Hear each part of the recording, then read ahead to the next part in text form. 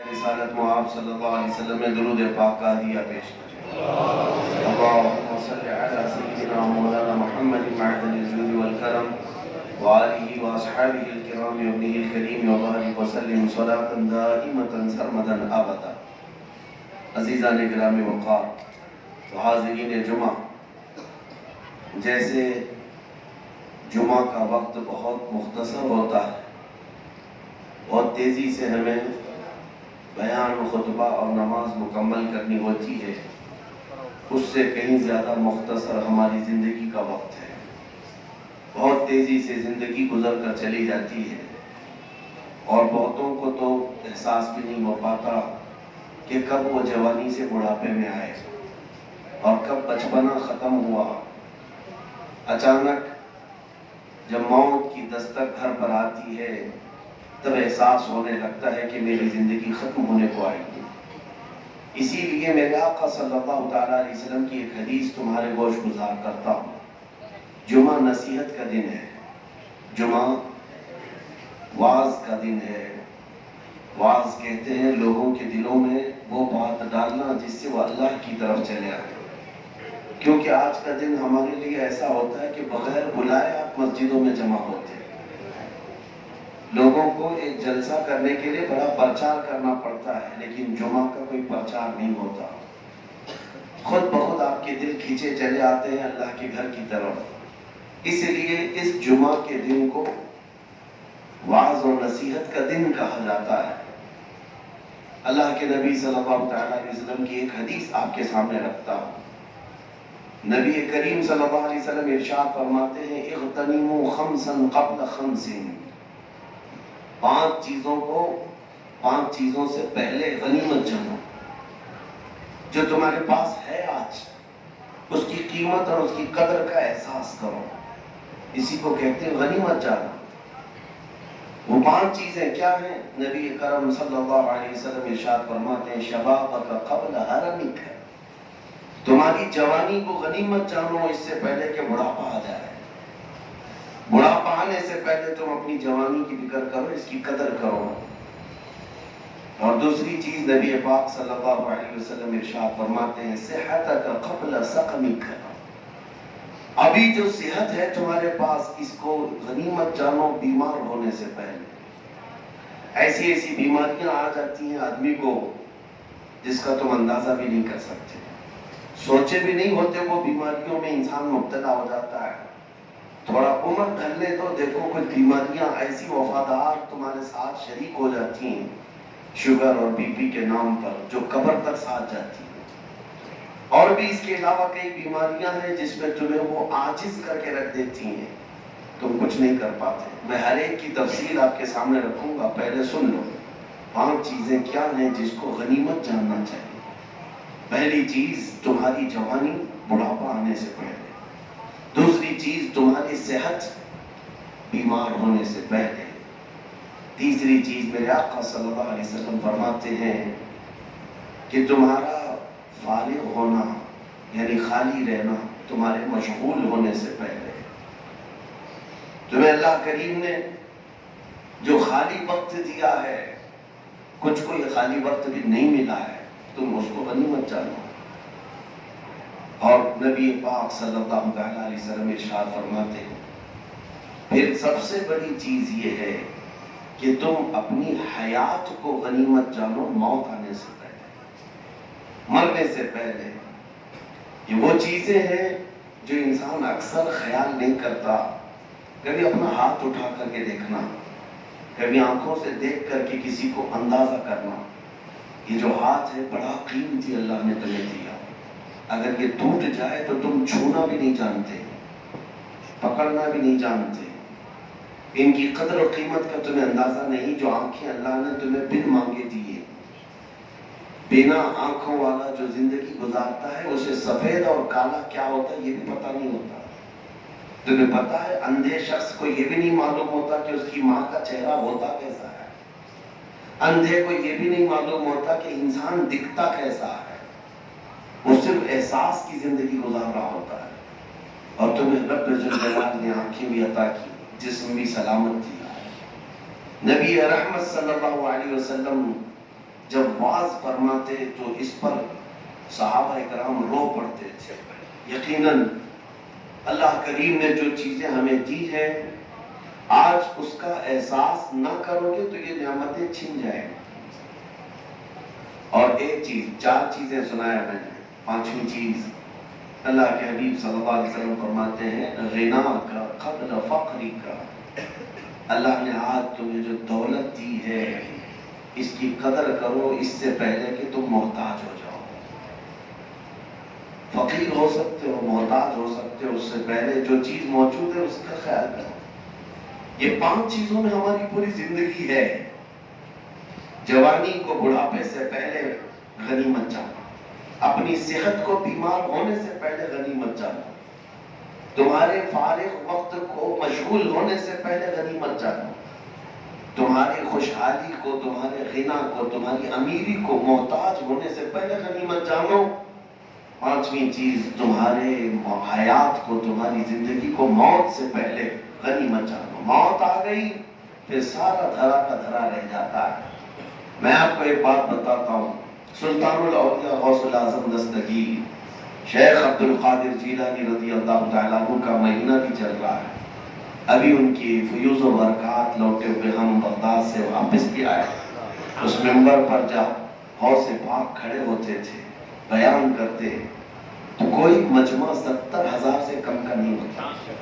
किताबों में मौजूद है जब आपका बयान खत्म होता तो तासीर ऐसी थी कि हर मजमे से कुछ न कुछ जनाजे जरूर उठा करते, लोग बेहोश हो जाते थे, गश खाकर गिरते थे, रोते थे। गौसे पाक रज़ियल्लाहु तआला अन्हु के तज़कीर वाज़ नसीहत को सुन करके, अब वो क्या कहते क्या थे, कौन सी बातें थी? क्या आज का मुकर्रिर वो तकरीरें नहीं कर रहा है? वो बयानात मौजूद हैं, किताबों में मौजूद हैं, जुबान की तासीर की बात है।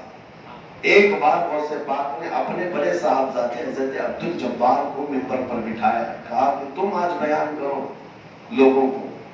वो बयान करते रहे, घंटों गुजर गए, लोगों पर सन्नाटा तारी था, जैसे लोग खामोश सुनते रहे। वो उतर आए, कहा अब्बाजान आप जब बयान करते हैं तो जो रिक्कत तारी होती है, लोगों के दिलों से जो चीखें निकलती हैं, वो नहीं हो पाया। गौसे पाक ने फरमाया तुम बैठो, मैं बयान करता हूँ, तवज्जो चाहता हूँ। जो बयान उन्होंने उस दिन किया था वो आज मेरी तकरीर का उन्वान भी है। गौसे पाक रज़ी अल्लाह तआला अन्हु खड़े हुए मिंबर पर, लोगों से कहते हैं लोगों, आज मैं अपने घर का एक किस्सा सुनाता हूँ। अपने घर का वाकया सुना रहे हैं। कहते हैं कि मैं आज दोपहर में थक हार करके गया। मेरी बीवी अब्दुल जब्बार की माँ कई दिनों से मेरे लिए एक मिट्टी की हांडी में दही जमाई हुई थी, और गर्मियों में दही खाई जाती है, दही को खाया जाता है पेट के ठंडक के लिए। गौसे पाक फरमाते मैं आज दोपहर में थका हारा गया और मेरी ख्वाहिश भी थी कि दही खाऊं, और मेरी बीवी ने कई दिनों से मिट्टी की हांडी में दही जमाया था। लेकिन मेरे घर पहुंचने से पहले अचानक एक बिल्ला आया, और बिल्ले ने उस दही की हांडी पर ऐसा झपटा मारा कि वो हांडी गिर गई, फूट गई, और पूरा दही जमीन पर बह गया। न मैं खा पाया, न मेरी बीवी खा पाई। इतना वाकया गौसे पाक ने बयान किया, पूरा मजमा रोने लग गया। इसमें क्या मसला है? सारे धारे मार मार कर रोने लग गए, चीखने लग गए। मियाँ, किसी के घर में अगर मिट्टी की हांडी टूट गई और दही बह गया तो इसमें रोने का क्या मसला है? इसलिए कि मजमे में बैठा हुआ गौसे पाक का मुरीद वो आम इंसान नहीं थे, वो गौसे पाक के मानी और मफाहिम को समझने वाले अहले दिल थे, वो अहले बसीरत थे।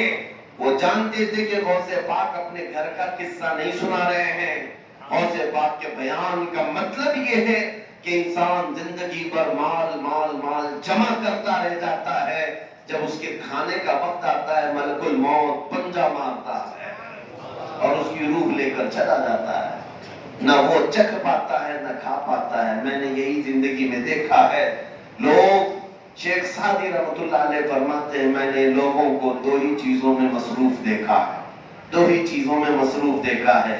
एक कि जब जवानी और ताकत होती है तो माल कमाते रह जाते हैं, اتنا کمایا کہ صحت گنوا دیا، اب صحت بچانے کے لیے مال گنواتے رہ جاتا ہے۔ باقی کی زندگی جو کمایا تھا وہ ہاسپٹلز میں ڈالتے رہو، ڈاکٹروں کو دیتے رہو۔ انہی دو چیزوں میں شیخ سعدی فرماتے ہیں پوری زندگی ختم کر کے چلا جاتا ہے۔ جوانوں کو ہم نے دیکھا ہے کہ نائٹ اور ڈے ان کے لیے کچھ مسئلہ نہیں، دن میں بھی کام ہے، رات میں بھی نائٹ شفٹنگ سب کر رہے ہیں۔ کیوں میاں؟ کچھ تو سٹینڈ ہونا ہے، اور جب سٹینڈ ہونے کا وقت آیا تو بیماریاں لگ گئی۔ جو جمع کیا تھا اب ان بیماریوں کو صحیح کرنے کے لیے خرچہ کرتا رہا۔ عزیزان گرامی وقار، یہ بات میں آپ کے سامنے اس لیے عرض کر رہا ہوں، بہت سارے ہمارے بچے اور نوجوان اپنی جوانی کی قدر نہیں کر پاتے، انہیں احساس نہیں ہے۔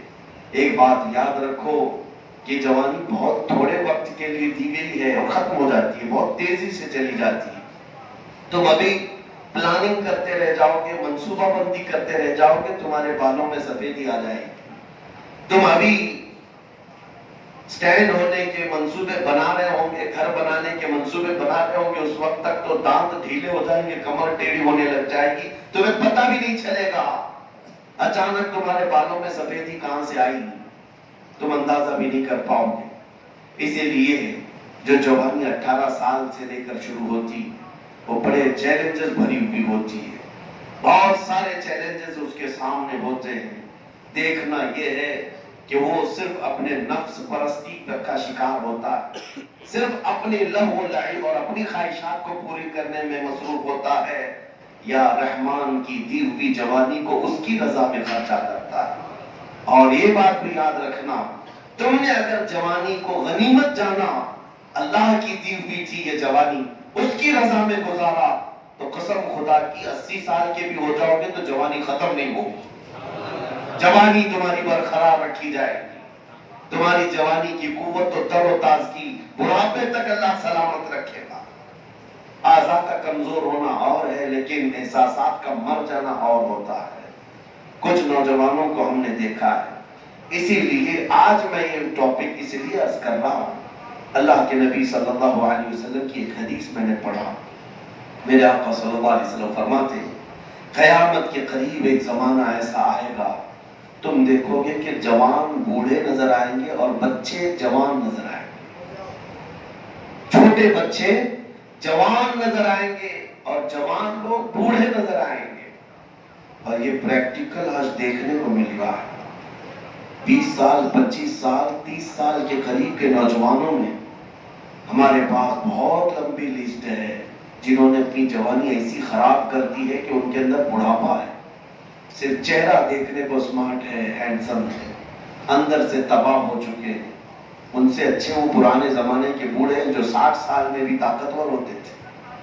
آج ان کھوکھلے نوجوانوں کو میں دیکھ کر حدیث یاد کرتا ہوں جس میں میرے آقا نے فرمایا تھا کہ تم جوانوں کو بوڑھا دیکھو گے، کچھ نہیں کر پائیں گے، اور پھر بچوں کو حضور فرماتے ہیں وہ جوان نظر آئیں گے۔ یہ بھی ہم نے آج کے زمانے میں دیکھا، 4 سال کا بچہ وہ باتیں جانتا ہے جو ہمارے زمانے میں 35 سال کا لڑکا نہیں جانتا تھا۔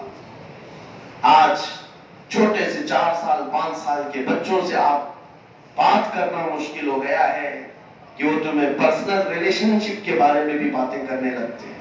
شہروں کے حالات ہم نے دیکھے، چھوٹے چھوٹے سے بچے جن کے بالغ ہونے میں بھی ابھی وقت باقی ہے، لیکن وہ بے حیائی کی باتیں کھلے طور پر کرتے، ایسا لگتا ہے کہ وقت سے پہلے یہ جوان ہو چکے۔ یہ قیامت کی نشانیاں ہیں، یہ قیامت کی نشانیاں جو ہمارے گھروں میں آج آ چکی ہیں۔ اے نوجوانوں، تمہارے پاس وقت بہت کم رہ گیا۔ اگر تم 20 سال 25 سال کے ہو تو ایسے سورج تیزی سے نکل رہا ہے، تیزی سے ڈوب رہا ہے، تم کو کیا لگتا ہے کہ آج 6 بجے نکلا، شام 7 بجے ڈوب گیا؟ نہیں، ہر دن تمہاری زندگی کی ایک ایک گھڑیوں کو ڈبوتے چلا جا رہا ہے، تمہیں بہت تیزی سے بڑھاپے کی طرف لا رہا ہے، اور وہ وقت ان قریب آنے والا ہے، ان قریب، جب ملک الموت بالکل تمہارے سامنے آ کر کھڑا ہوتا ہے، موت کا فرشتہ جس سے کوئی بھی بچ نہیں سکتا اور چھٹکارا بھی نہیں۔ اسی لیے نبی پاک صلی اللہ علیہ وسلم نے فرمایا اپنی زندگی کو غنیمت جانو موت آنے سے پہلے۔ میں نے ایک حدیث پڑھی حضرت سفیان ثوری رضی اللہ تعالیٰ عنہ کی، ایک چھوٹی سی بچی اپنے باپ کے جنازے کے ساتھ روتی ہوئی جا رہی تھی، 8 سال کی بچی تھی. اس کے باپ کا انتقال ہوا. جنازے کے پیچھے پیچھے روتی جا رہی تھی اور یہ کہتی جا رہی تھی کہ آج ہمارے گھر پر کتنی بڑی مصیبت آ گئی. ہمارے باپ ہم سے دور ہو گئے اور میں بچپن میں یتیم ہو گئی. میرے گھر پر آج بڑی مصیبت آئی. بچی رو رہی تھی. جانتے ہیں حضرت سفیان ثوری اس بچی کو دیکھتے ہیں اور کہتے ہیں بیٹا ادھر آ, میں تجھے بتاؤں تیرے گھر والوں پر مصیبت نہیں آئی, تم تو کل سے پھر معمول پر چل پڑو گے. جو مصیبت تیرے باپ پر آئی ہے موت, یہ پھر کبھی کسی کے اوپر نہیں آتی, ایک ہی بار آتی ہے. اس سے بڑی کوئی چیز دنیا میں نہیں ہے. تمہارے گھر پر کیا آئی؟ آج مرا غم کرو گے, کل سے کھانا پانی کا پہننا سونا سب شروع ہو جائے گا. تم تو معمول پر آ جاؤ گے, لیکن اس کی زندگی ختم ہو چکی. اس پر جو چیز آئی ہے تیرے باپ پر, وہ سب سے بڑی مصیبت ہے. پھر وہ بچی قبرستان تک گئی اور اپنے باپ کو دفن کر کے جب آئی, دوسرا دن تھا, صبح کے وقت حضرت سفیان ثوری قبرستان میں تھے. تو یہ چھوٹی سی ننھی بچی اپنے باپ کی قبر کے پاس بیٹھ کر رو رہی تھی. کہہ رہی تھی ابا جان آپ بیمار تھے, میں رات کو دوائیاں لا کر دیتی, آپ کا بستر میں بچھاتی, آپ کو اوڑھنا میں اوڑھا دیتی, اور کھانے کے لیے میں لے آتی. کل کی پہلی رات گزری ہے, کیا کسی نے آپ کو دوائی پوچھی؟ کیا کسی نے آپ کا بچھونا بچھایا؟ کیا کسی نے آپ کو اوڑھنا دیا؟ کیا کسی نے کھانا پوچھا؟ وہ باپ کی قبر کے پاس بیٹھے رو رہی تھی. سفیان ثوری گئے, اس بچی سے کہتے ہیں بیٹا اب اپنے باپ سے یہ مت پوچھ کہ کل دوائی کس نے دیا, کل کھانا کس نے پوچھا. اب یہ پوچھ اپنے باپ سے بابا جان کل ہم نے جو کفن پہنا کر بھیجا تھا فرشتوں نے اسے سلامت رکھا یا چھین لیا؟ کہیں ایسا تو نہیں کہ ننگا کر دیا وہ قبر میں اعمال کی وجہ سے. اب یہ پوچھ اپنے باپ سے کہ بابا جان کل تک ہمارے ساتھ موجود تھے, جسم سلامت تھا, کل ایسا تو نہیں کہ بدعملیوں کی وجہ سے رب تعالیٰ نے چہرے پر اور آنکھ اور ناک پر بچھو چھوڑ دیا؟ یہ پوچھ اپنے باپ سے. موت کے بعد جو حالات آنے والے ہیں عزیزان گرامی وقار, اس کی تیاریوں میں کیا ہم میں سے کوئی مصروف ہے؟ آج ہم میں سے کوئی مصروف ہے؟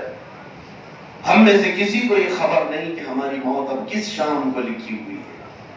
ہم میں سے کون اب ان صفوں کو خالی کر کے جانے والا ہے یہ ہمیں پتا نہیں ہے. لیکن ہم جیتے ایسے ہیں جیسے لگتا ہے 100 سال کی ہمارے پاس گارنٹی موجود ہے. ہر کوئی اپنی شادیوں کی فکر تو کرتا ہے, اپنے گھر کی فکر تو کرتا ہے, لیکن جس تنہا وادی میں برسوں سونا ہے اس قبر کی فکر کیوں نہیں کرتے؟ کیا یہ ہمارے جینے کے سلیقے ہیں؟ آج کیا ہم نے گناہوں سے اپنی زندگی کو ایسا داغدار کر رکھا ہے؟ مجھے ایک بات یہ بھی یاد آتی ہے, میں آپ کو اس لیے کہہ رہا ہوں کہ زندگی کو غنیمت جانو موت سے پہلے. ممبئی شہر کی بات ہے, ابھی وہ حاجی صاحب قبلہ موجود ہیں, بڑے پرہیزگار, بہت اللہ نے نوازا مال سے, تو پیسے بہت آئے.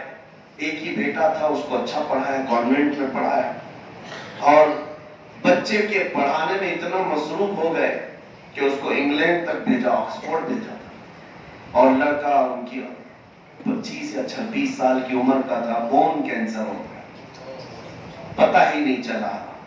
بہت اچھا ٹیلنٹڈ لڑکا تھا, نوجوان, اور اتنی جلدی کینسر ہوا کہ پتہ ہی نہیں چلا. 6 مہینے صرف علاج, اور اس کے بعد یہ جو بون کینسر ہوتا ہے ہڈیوں کا, ہڈیاں گل جاتی ہیں, ہڈیاں گلنے لگتی ہیں, جسم ٹوٹ جاتا ہے. واپس اسے انڈیا لایا گیا. یہاں پر ڈاکٹروں نے جواب دے دیا لاسٹ سٹیج پر ہے, بہت کم دنوں کا مہمان ہے. باپ بہت روتا دھوتا رہا, اب بھی موجود ہے بوڑھا باپ, حاجی صاحب ہے. مجھے وہ بات تقریباً 8-10 سال پہلے کی ہوگی, دل پہ ابھی بھی لگی ہوئی. آخری وقت چل رہا تھا اس نوجوان کا. ایک دن اس نے اپنے باپ سے کہا ابا میری 10ویں کی مارک شیٹ, میری 12ویں کی سرٹیفکیٹ, اور جو فلاں حصوں میں نے کھیلوں میں فلاں مقابلوں میں جو حصہ لیا, شیلڈ ملے, انعامات ملے, وہ کہاں ہے؟ باپ نے کہا بیٹا سب میں نے سنبھال رکھا ہے، 10ویں کی بھی ہے، 12ویں کی بھی ہے، تیرے کالج کی بھی، یونیورسٹی کی بھی۔ کہا بیٹے نے میں دیکھنا چاہتا ہوں ایک بار، میں جا رہا ہوں دنیا چھوڑ کر، میری وہ جو کچھ بھی پڑھائی ہوئی ہے اس کی سندیں، مارک شیٹ مجھے ایک بار دکھاؤ۔ باپ تجوری کھول کر لایا، الماری میں سے وہ مارک شیٹ، اس کی سندیں، سرٹیفکیٹ لا کر دیا، کافی تھی، اس میں شیلڈ بھی تھے۔ وہ نوجوان لڑکا دیکھتا رہا اور روتا رہا اور اپنے باپ سے پوچھا بابا مجھے یہ بتاؤ ان سرٹیفکیٹ میں سے کون سی ایسی ہے کہ میں منکر نکیر کو بتاؤں تو مجھے چھوڑ دو، میں جس منزل میں جا رہا ہوں، جس قبر کی وادی میں جا رہا ہوں، یہ میری سرٹیفکیٹس میں سے کون سی ایسی ہے میں ان فرشتوں کو دکھاؤں تو مجھے چھوڑ دیں۔ باپ کہتے میرے پیروں تلے سے زمین کھسک گئی، میں سوچتا رہ گیا کہ بیٹا تجھے 25 سال تک میں نے ہر دولت تو دے دی لیکن سورہ فاتحہ بھی صحیح پڑھنا سکھا نہ سکا۔ آج احساس ہوا عزیزہ نے گرامی مقام، یہ ہے میرے آقا صلی اللہ علیہ وسلم کے فرمان کا خلاصہ کہ اپنی زندگی کو غنیمت جانو موت آنے سے پہلے۔ تمہارے پاس آج وقت ہے، تمہارے پاس آج دولتیں ہیں، نعمتیں ہیں۔ ایک بات یاد رکھنا کہ بڑھاپا ہر ایک کو نہیں دیا جاتا، بڑھاپا ہر ایک کو نہیں دیا جاتا۔ جو بوڑھے ہو گئے یہ اللہ کی نعمت ہے ان کے اوپر، بڑھاپے میں جو مسجدوں کی طرف آ گئے اللہ کی ہزار رحمتیں ہیں ان پر کہ انہوں نے اپنی جوانی کے بعد، جوانی میں جو دیکھنا تھا دیکھ لیے لیکن توبہ کر کے رب کے دروازے پر اب آ چکے ہیں۔ اور میرا رب فرماتا ہے جس کی داڑھی اسلام میں سفید ہو گئی اس کو عذاب دینے میں مجھے حیا آتی ہے۔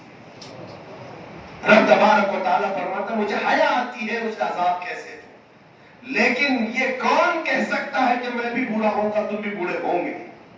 اس لیے کہ ہم نے بہت سے جوانوں کے جنازے بھی جاتے دیکھے، بہت سارے جوانوں کے جنازے جاتے دیکھے۔ میرے عزیزوں، کل میں آپ کے قریب پڑوس شہر پربنی میں تھا، وہاں قریب کل رات کا ہمارا جلسہ تھا۔ دن بھر میرے دل کو ایک چیز ٹیس پہنچاتی رہی۔ ایک گھر میں تعزیت کے لیے گیا تھا، میرے مرحوم دوست اور بھائی قاری ریاض الدین صاحب جو ایک بہترین نعت تھے اور قاری قرآن تھے، عمر کے شاید 30-35 سال یا 35 سے 40 سال کے پڑاؤ میں تھے، اور ایک سڑک حادثے میں اچانک ان کا انتقال ہوا انگلینڈ میں، اور ان کا جنازہ بھی انڈیا نہیں آ سکا۔ میں ان کے گھر گیا تھا، 2 سال کا چھوٹا سا بچہ جس کی آنکھوں میں ایک عجیب سی معصومیت ہے، اور 5 سال کی چھوٹی سی بچی۔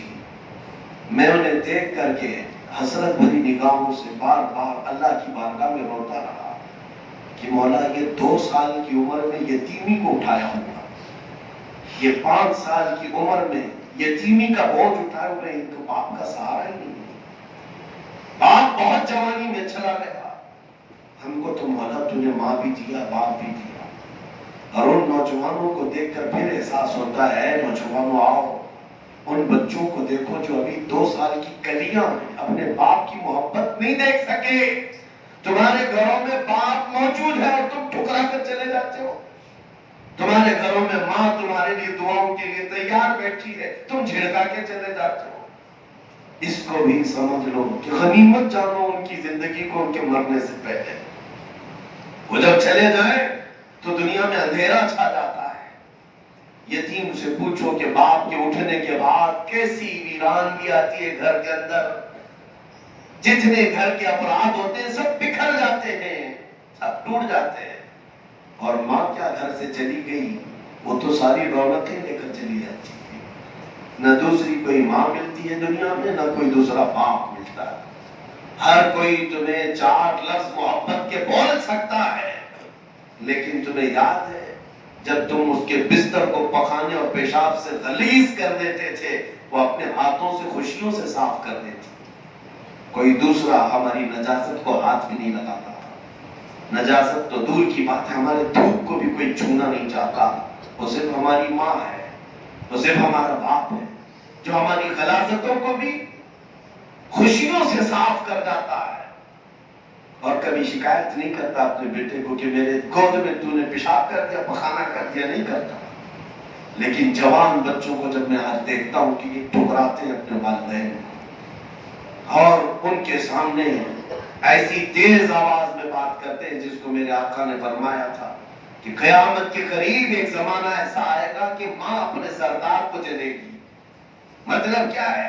بیٹا اپنی ماں پر حکومت کر رہا ہوگا، اپنے باپ پر حکومت کر رہا ہوگا. میں نے ایک نوجوان کو ممبئی کی سرزمین پر دیکھا، اپنے باپ پر اس نے جوتی اٹھائی اور مارنے لگا. باپ نے کہا تو میرا بیٹا ہے، تجھے پتا نہیں ہے؟ یہ میرے سامنے کی بات ہے. وہ لڑکا کہتا ہے اسی بات کا تو مجھے افسوس ہے کہ میں تجھ سے پیدا ہوں. یہ حالات، یہ معاشرے، تمہیں اندازہ نہیں کہ موت کے بعد تمہارا حساب ہونا ہے. اب آؤ میں اس حدیث کی طرف چلتا ہوں.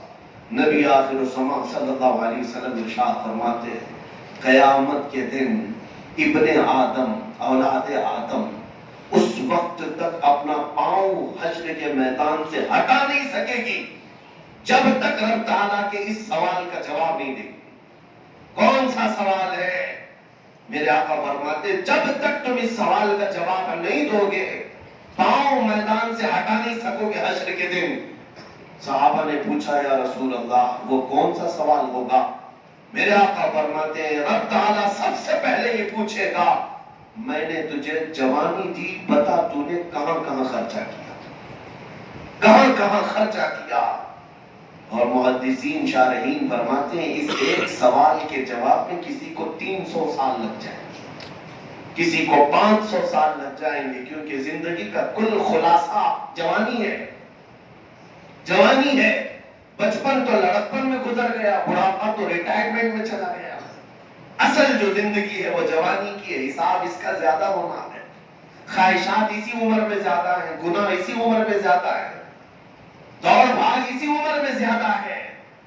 اور رب تبارک و تعالیٰ اسی بارے میں سوال بھی کرے گا. یہ نہیں پوچھا جائے گا بچپنا کہاں گزارا، بڑھاپا کہاں گزارا. یہ فرمایا جائے گا کہ میں نے جو تجھے جوانی دی تھی اس کا حساب دے دے. اے نوجوانوں، کیا تم قیامت کے دن اللہ کی بارگاہ میں اپنی جوانی کا حساب دینے کے لیے تیار بیٹھے ہو؟ کیا قیامت کے دن یہ بول پاؤ گے کہ مولا رات رات بھر میں گیم کھیلتا تھا، میں دن بھر تو چیٹنگ کرتا تھا، میں رات بھر گندی فلمیں دیکھ کر کے اپنے بستر کو گرم کرتا تھا؟ کیا یہ رب تعالیٰ کی بارگاہ میں جواب دے سکو گے؟ تم کیا جواب دو گے؟ سورہ یاسین میں رب تعالیٰ فرماتا الیوم نختم علی افواہہم وتکلمنا ایدیہم وتشہد ارجلہم بما کانوا یکسبون. آج کے دن تو ہم تمہارے منہ پر مہر لگا دیں گے، تمہارے ہاتھ ہم سے بات کریں گے، تمہارے پیر تمہارے بارے میں گواہی دیں گے تم اپنی جوانی میں کیا کیا کرتے تھے. یہاں تک کہ قرآن میں 24ویں پارے میں اللہ فرماتا ہے کہ لوگ اس دن تعجب میں ہوں گے کہ ان کے ران کی چمڑی بھی بات کر رہی ہوگی، ان کے رانوں کی چمڑیاں بات کر رہی ہوں گی اور کہہ رہی ہوں گی کہ مولا یہ اپنی شرمگاہ کو کس طرح سے عذاب کیا ہوا تھا، یہ کس طرح غلاظتوں میں مبتلا تھا. ہر مرد چیخ کر ان چمڑیوں کو کہے گا کہ تمہیں کیا ہو گیا ہمارے خلاف بات کر رہے ہو. وَقَالُوا لِجُلُودِهِمْ لِمَ شَهِدتُّمْ عَلَيْنَا، ہمارے خلاف تم گواہی کیوں دینے لگ گئی چمڑی کو؟ تم تھوڑا سا جل جاتی تو میں مرہم پٹی کرتا تھا.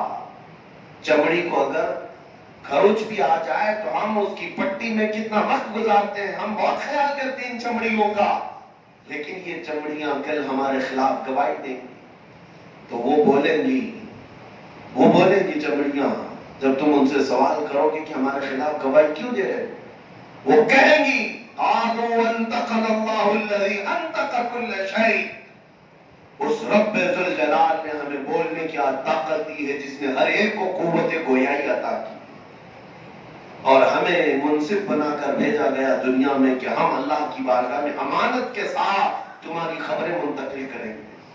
اسی لیے اس حدیث کا خلاصہ اس پر اگر ہم عمل کر لیں زندگی سکون سے گزر جائے. میں کبھی کبھار یہ سوچتا ہوں، آپ بھی سوچو اس بات کو، دنیا یہ ٹینشن بھری نہیں ہے، یہ فکروں بھری نہیں ہے، یہاں کون سا سکھ اور کون سی آزادی ہے تمہارے پاس؟ دن پورا کمانے کی فکر میں جاتا ہے، رات آرام کی فکر میں. کبھی دیکھو تو بیماریاں گھر کر گئی، کبھی دیکھو تو رشتہ داریوں کے معاملات، کبھی گھر میں ماں بیمار، باپ بیمار، بیٹا بیمار. ان تمام تفکرات میں تو ہم جی رہے ہیں. یہی سارے ٹینشن ہیں، کل کیا کھائیں گے، کل کیا کمائیں گے. یہ پوری لائف تفکرات بھری ہوئی ہے. کوئی دن سکون کا ہوتا نہیں، کوئی دن سکون کا ہوتا نہیں. اب میں آپ سے کہتا ہوں، اگر تم نے یہ سوچ لیا کہ جس دن مر جائیں گے سکون سے جا کر قبر میں سو جائیں گے. موت کے بعد لوگ دفن کر کے آتے ہیں. ہو سکتا ہے تمہیں لگتا ہوگا کہ مردہ سکون سے سو گیا، لیکن قبرستان میں ہر کوئی سکون سے نہیں سوتا. ادھر تم دفن کر کے آئے، 40 قدم دور آئے تھے کہ اللہ کے فرشتے اس کی قبر میں آ گئے، اٹھا دیا جھنجھوڑ کر کے. اب کون سے سکون کی بات ہے؟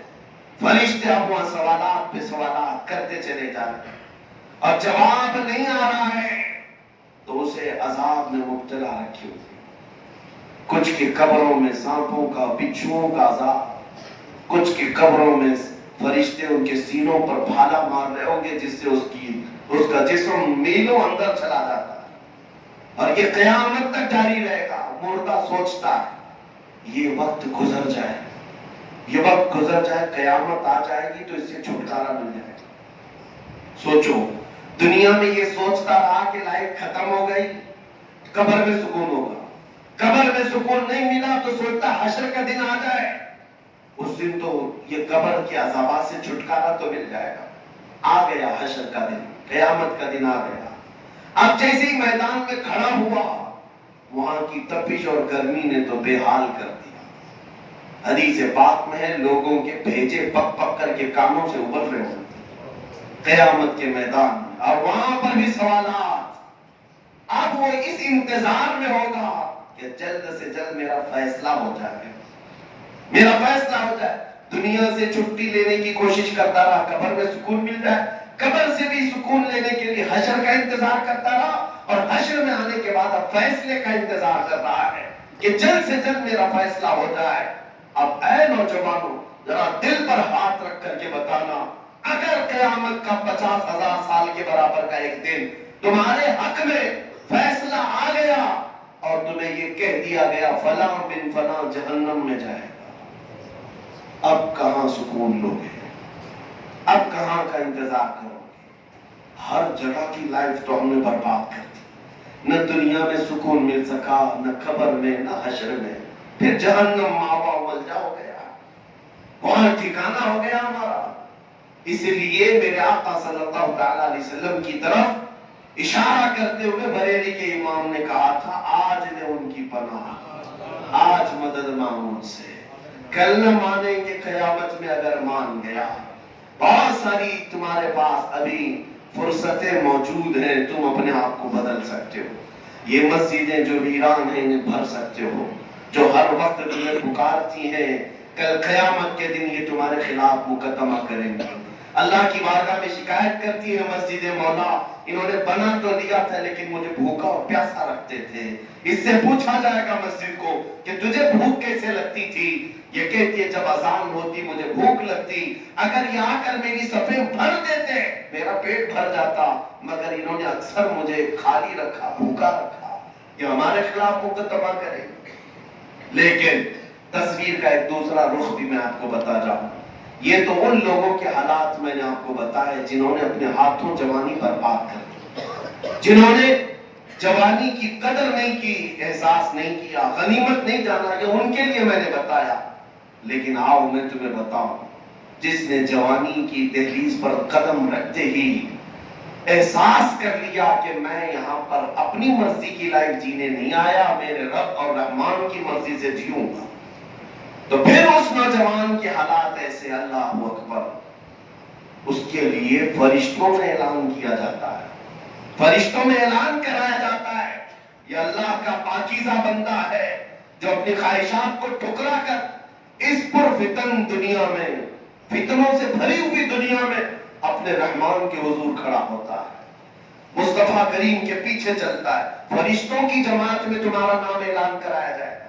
وہ جوان جو اپنی جوانی کی قدر کیا، اور اتنا ہی نہیں، اگر تمہاری موت ہوئی، اگر تمہارا انتقال ہوا، حدیث پاک میں ہے زمین کا وہ ٹکڑا جہاں تم سجدہ کرتے تھے وہ تمہاری موت پر رونے لگ جائے، روتا ہے اللہ کی بارگاہ میں کہ مولا اس کے سجدوں سے مجھے سکون تھا، وہ ہم سے دور ہو گیا، اس کے غم میں وہ ٹکڑا جہاں پر تم سجدہ کرتے تھے وہ روتا ہے۔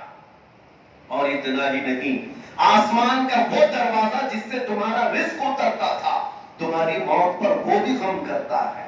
مولا ایک صالح نوجوان گیا ہے، وہ نوجوان گیا جو عشق مصطفیٰ میں تھا۔ اسی کو اعلیٰ حضرت نے فرمایا عرش پر دھومیں مچی کہ مومن صالح ملا، فرش پر ماتم اٹھا کے طیب و طاہر گیا۔ عرش پر دھومیں مچی مومن صالح ملا، فرش پر ماتم اٹھا کے طیب و طاہر گیا۔ یہ آسمان اور زمین دونوں بھی اس کے غم میں رہتے ہیں جو عشق مصطفیٰ میں مبتلا تھا۔ اور اتنا ہی نہیں، جس دن جنازہ ہمارا نکلتا ہے گھر سے، جانتے ہو قبرستان کے دروازے پر پہنچنے سے پہلے بزرگوں نے فرمایا مردے جو قبروں میں موجود ہیں وہ تمہارے استقبال کے لیے کھڑے ہو جاتے ہیں، اور ہر قبر والا یہ اللہ کی بارگاہ میں تمنا کرتا ہے کہ مولا یہ جو صالح جنازہ آ رہا ہے میرے پڑوس میں اسے دفن کر، اسے یہاں دفن ہونے کی توفیق دے دے۔ ہر ایک تمنا کرتا ہے کہ تم پڑوسی بن جاؤ اس کے، کیوں؟ اس لیے کہ وہ قبروں والے جانتے ہیں کہ آج یہ سوئے گا ہمارے بغل میں، اللہ کی رحمتیں اس پر برسے گی، ان کے چھینٹے ہم پر بھی آئیں۔ لیکن بزرگوں نے یہ بھی لکھا ہے کہ جو جوانی برباد کر کے جا رہا ہے، جو جنازہ نکلا ہے، پورے قبرستان کے مردے کھڑے ہو کر مولا کی بارگاہ میں پناہ مانگتے ہیں، مولا اس کا جنازہ قبرستان میں آنے نہ دے، ہمارے بغل میں اسے دفن ہونے نہ دے، کہ اگر وہ آج یہاں سو گیا تو کل سے اس پر جو عذاب ہونے والا ہے اس کی دھمک ہر ایک کی قبر میں آئے۔ تمہارے ہاتھ میں ہے زندگی کون سی گزارتے ہو، کون سی زندگی گزارتے ہو؟ وہ زندگی کہ ہر کوئی تمہارا استقبال کرنے کے لیے زندے بھی اور مردے بھی کھڑے رہے، یا وہ زندگی جس سے تم ہر کوئی دامن بچاتا ہو؟ آج ہے بہت سارے کچھ ایسے لوگ ہیں جن سے کوئی بات بھی نہیں کرنا چاہتا دنیا میں، ان کے گھر والے ان سے پریشان ہیں، ان کی بیوی بچے پریشان، ماں باپ پریشان۔ بعض تو یہ کہتے ہیں گھر میں آتا ہے تو بلا کی طرح لگتا ہے۔ میرے عزیزوں کون سی زندگی گزارنا چاہتے ہو؟ اپنے آپ کو سنوار لو، اتنا سنوار لو کہ لوگ تمہارے جانے کے بعد تمہاری کمی کا احساس کرنے لگے، تم محفلوں کی رونق بن جاؤ، تم لوگوں کی زینت بن جاؤ، کہ تمہارے سے لوگ مسکرائیں اور تمہارے سے لوگ نفع اٹھائیں۔ یہی میرے آقا صلی اللہ علیہ وسلم کے فرمان کا مقصد ہے، خلاصہ ہے۔ میں پھر سے اس حدیث کی تلاوت کر کے اپنی گفتگو کو سمیٹتا ہوں۔ اللہ کے نبی نے 5 چیزیں دے دی لیکن پوری حیات کا اصول سمجھا دیا، پوری زندگی کا اصول دے دیا۔ اغتنموا خمسا قبل خمس، شبابک قبل حرمک، صحتک قبل سقمک، غناک قبل فقرک، فراغک قبل شغلک، وحیاتک قبل موتک، اور کما قال رسول اللہ صلی اللہ علیہ وسلم۔ میرے آقا فرماتے ہیں 5 چیزوں کو 5 چیزیں آنے سے پہلے غنیمت جانو، اپنی جوانی کی قدر کرو بڑھاپا آنے سے پہلے، اپنی صحت کی قدر کرو بیماری آنے سے پہلے، اپنے فارغ الحالی کی کو غنیمت جانو مشغولیت سے پہلے، اور اپنے غنا کو، اپنی امیری کو فقر اور غنیمت جانو کہ غریبی آنے سے پہلے، محتاجی آنے سے پہلے، اور اپنی حیات کو، اپنی زندگی کو غنیمت جانو موت آنے سے پہلے۔ عزیزان گرامی وقار، میں خلاصتاً ایک میسج یہ بھی دے کر کے جاؤں گا، حدیث کے ہر ٹکڑے پر اگر میں گفتگو کروں تو شاید سال بھر کے جمعہ چلے جائیں، حدیث پاک کا مفہوم اتنا طویل ہے، لیکن ان لوگوں کو آج احساس نہیں جن کے پاس اللہ نے صحت دی۔ کبھی کبھار ہو سکے اے نوجوانوں ایک ٹیم بناؤ، تمہاری تنظیم بناؤ، اور ساری تنظیمیں، مہینے میں 1 مرتبہ کسی کینسر ہاسپٹل کا چکر لگا کر کے آؤں. میں خود نوجوانوں کو لے کر جاتا تھا ہر ربیع الاول شریف میں. میرا مقصد یہ ہوتا کہ نوجوان میرے ساتھ آئے. ہم نے ایسے ایسے بیماروں کو دیکھا ہے جو موت اور حیات کے بیچ میں لڑ رہے ہیں, جن کے چہرے سڑے ہوئے ابھی سے, اور ایسے حالات میں ہم نے دیکھا ہے کسی کی زبان باہر نکلی ہوئی ہے اور کسی کے گلے میں اتنا بڑا پھوڑا ہے کہ وہ چہرہ چھپائے بیٹھے ہوئے. کینسر کے مریض ایسی ایسی حالتوں میں ہم نے دیکھے جن کے پیٹ کی انتڑیاں کٹ چکی ہیں, اب وہ پخانے کے راستے سے ٹکڑوں سے باہر آئے. اللہ کی پناہ. لیکن جب ہم ان مریضوں کو دیکھتے ہیں تو میرے عزیزوں, اس لیے میں تمہیں کہہ رہا ہوں کہ جاؤ دیکھو, تمہیں اپنی صحت کا خیال آئے گا, تمہیں شکر کرنے کا جذبہ ملے گا کہ مولا مجھے تو تو نے سب سلامت رکھا, زبان بھی سلامت, آنکھ بھی سلامت, گلا بھی سلامت, پیٹ بھی سلامت, اور اس کے باوجود میں اتنا گھمنڈ کرتا ہوں کہ تیری عبادت کے لیے نہیں آتا. ایک خاتون کو میں نے ایسے بھی دیکھا جو صرف اس بات کے لیے رو رہی تھی, اس بات کے لیے رو رہی تھی, کہتی ہے کہ مولانا اتنی دعا کر دو کہ میرا سر اٹھے اور سجدہ کر سکوں. سر نہیں اٹھا سکتی, اتنی بڑی پھوڑی ہے. شوق بہت ہے کہ ایک سجدہ کر لوں اللہ کی بارگاہ میں, سر نہیں اٹھا سکتی. تکیے سے سر اٹھاؤ تو خون بہنے لگ جائے, پیپ جمع ہو چکا ہے, اور ایک سجدے کی خواہش ہے. اس دن رونا آیا, ہزاروں کو اللہ نے صحت بخشی, یہ ایک سجدے سے بھی باہر بھاگتے ہیں. اس سے پہلے کہ تم سے سب چیزیں چھن جائیں, ہم نے ان لوگوں کو بھی دیکھا جو کوما میں مبتلا ہے. وہ تو سجدہ تو دور کی بات, اب کلمہ پڑھنا بھی آتا نہیں, زبان پر کلمہ کا لفظ بھی جاری نہیں ہو پاتا. آج تمہاری صحت سلامت ہے, اس کو غنیمت جانو. کچھ نوجوان گٹکا کھا کھا کھا کر کے اپنے آپ کو جو برباد کر چکے. ہم ایسے بھی جنازے ابھی دفن کر کے آئے ہیں جنہوں نے 30-35 سال میں اپنی زندگی کے سارے منازل ختم کر لیے, صرف انہی چند خواہشات کی وجہ سے, انہی خواہشات کی وجہ سے. ایک رمضان میں ایسے جنازے میں حاضر تھا جس کا چہرہ پورا پھٹ چکا تھا, غسل دینے جیسی بھی کیفیت نہیں تھی. ایسے حالات میں جنازہ موجود تھا, لیکن دل اس بات پر تڑپتا تھا کہ جنازے کے سامنے اس کی 3 سال کی بچی رو رہی تھی. ہم یہ سوچتے ہیں کہ ان بچوں کا کیا ہوگا. تم نے اپنی لائف کو اپنے ہاتھوں برباد کیا, ان کو کس کے حال پر چھوڑ جا رہے ہو. ان بچوں کا کیا قصور ہے جن کو بچپنے میں تم نے چھت اڑا دیا, محروم کر دیا. ہم بولتے ہیں تو بہت سارے نوجوانوں کو یہ لگتا ہے ہماری لائف ہے, ہمیں انجوائے کرنے دو. نادان, تیری اپنی لائف نہیں, تیرے ساتھ ہزاروں جڑے ہوئے ہیں.